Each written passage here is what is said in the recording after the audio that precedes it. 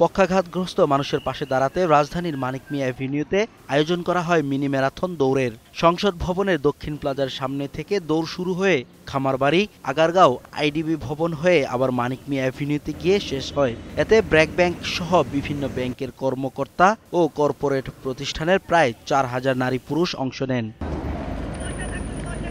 এমন উদ্যোগের মাধ্যমে গরিব ও অসহায়দের পাশে দাঁড়াতে পেরে খুশি অংশগ্রহণকারীরা। ব্র্যাক ব্যাংকের একটা উদ্দেশ্য মানুষের সফলতা কামনা করা। এই দৌড় উপলক্ষে ব্র্যাক ব্যাংকের কর্মীরা ১৩ লাখ টাকার তহবিল সংগ্রহ করে সিআরপির প্রতিষ্ঠাতা ভ্যালেরি টেলরের হাতে ১০ লাখ টাকার চেক তুলে দেন।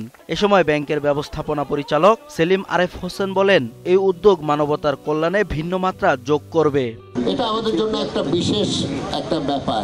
অনুষ্ঠানে ঢাকা উত্তর সিটি কর্পোরেশনের মেয়র বলেন, সামাজিক দায়বদ্ধতার পাশাপাশি স্বাস্থ্য সচেতনতার ক্ষেত্রে বড় ভূমিকা রাখবে এই আয়োজন। ৭ বছর থেকে তারা যে ডোনেশন পাচ্ছে সেই ডোনেশন সমাজের কাজে দিয়ে দিচ্ছে। পরে দৌড় শেষ করা প্রথম ২০ জন নারী ও ২০ জন পুরুষের হাতে ক্রেস্ট তুলে দেন আমন্ত্রিত অতিথিরা। রাসেল খান, ২১ টেলিভিশন, ঢাকা।